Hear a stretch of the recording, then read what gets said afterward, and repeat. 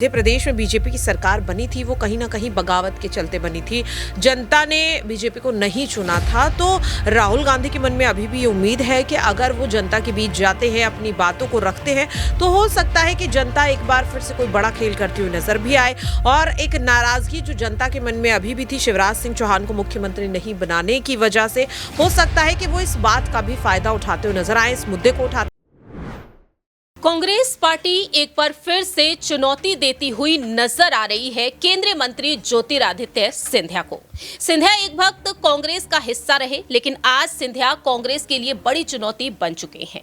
देखा जा रहा है कि लोकसभा चुनाव तो नजदीक है और इन लोकसभा चुनाव को मद्देनजर रखते हुए कांग्रेस नेता राहुल गांधी हर एक राज्य का दौरा करते हुए भी देखे जा रहे हैं अपनी यात्रा के जरिए। और अब ये यात्रा मध्य प्रदेश में एंट्री करने जा रही है और ऐसे में ये यात्रा सबसे पहले पहुंचेगी सिंधिया के गढ़ में। नमस्कार, मैं प्रांशी राठौर और आप देख रहे हैं नेक्स्ट 9 न्यूज।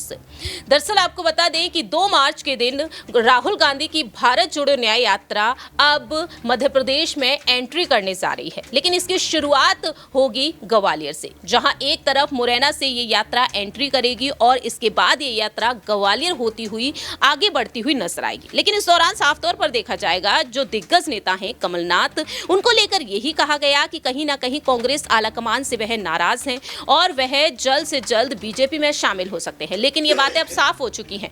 कमलनाथ राहुल गांधी का स्वागत करते हुए नजर आएंगे और जब तक ये यात्रा मध्य प्रदेश में रहेगी तब तक वह राहुल गांधी के साथ कदम ताल मिलाते हुए देखे जाएंगे।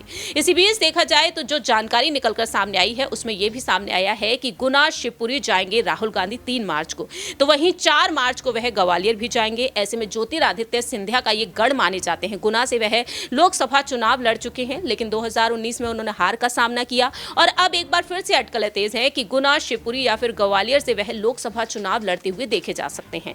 ऐसे में यहां पर बीजेपी लगातार विचार विमर्श कर रही है। देखना यहां पर यही होगा कि सिंधिया कहां से चुनाव लड़ेंगे।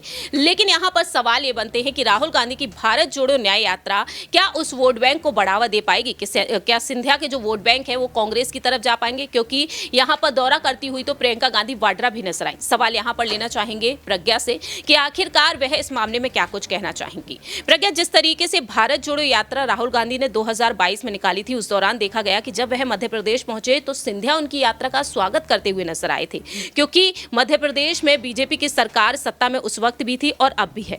तो जाहिर है कि सिंधिया इस बार भी राहुल गांधी की भारत जोड़ो यात्रा पर अपनी बात रखते हुए देखे जाएंगे। लेकिन अब यहां पर राहुल गांधी का ग्वालियर से शुरुआत करना, इसका मकसद क्या माना जा सकता है?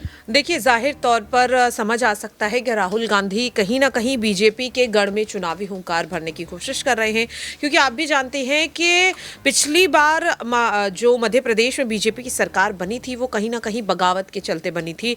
जनता ने बीजेपी को नहीं चुना था, तो राहुल गांधी के मन में अभी भी ये उम्मीद है कि अगर वो जनता के बीच जाते हैं, अपनी बातों को रखते हैं, तो हो सकता है कि जनता एक बार फिर से कोई बड़ा खेल करती हुई नजर भी आए।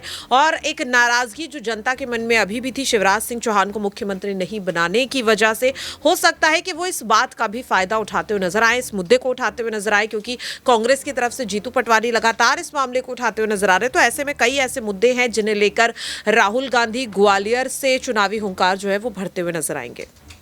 वाकई में अब आने वाले समय में यहाँ पर राहुल गांधी जो ग्वालियर पहुंच रहे हैं, वहां पर सिंधिया के वोट बैंक पर काफी गहरा प्रभाव पड़ता हुआ नजर आ सकता है, क्योंकि यही कहा जाता है क्योंकि सिंधिया जिस तरीके से कांग्रेस का दामन छोड़कर बीजेपी में चले गए, तब से कांग्रेस वहां पर कमजोर पड़ती हुई नजर आ रही है और ऐसे में राहुल गांधी ने अब सबसे पहले निशाना ग्वालियर को ही बना लिया है। अब देखना यही होगा कि कांग्रेस की तरफ से लोकसभा चुनाव में प्रत्याशी के तौर पर ग्वालियर से किसे उतारा जाएगा। दावे तो ये तक किए गए कि गुना से अगर सिंधिया उतरते हैं तो गुना से दिग्विजय सिंह को उतारा जा सकता है, क्योंकि उनके समर्थक लगातार मांग कर रहे हैं, लेकिन राज्यसभा सीट को वह छोड़ना नहीं चाहते हैं। अब देखना होगा आने वाले वक्त में कि सिंधिया को चुनौती देने के लिए राहुल गांधी अब आगे क्या कुछ करते हुए नजर आएंगे, क्योंकि 16 साल की एक वक्त दोस्ती रही दोनों के बीच, लेकिन ये दोस्ती टूट गई जब सिंधिया बगावत करते हुए नजर आए। फिलहाल इस खास रिपोर्ट में इतना ही। बाकी की तमाम अपडेट्स के लिए देखते रहिए नेक्स्ट 9 न्यूज।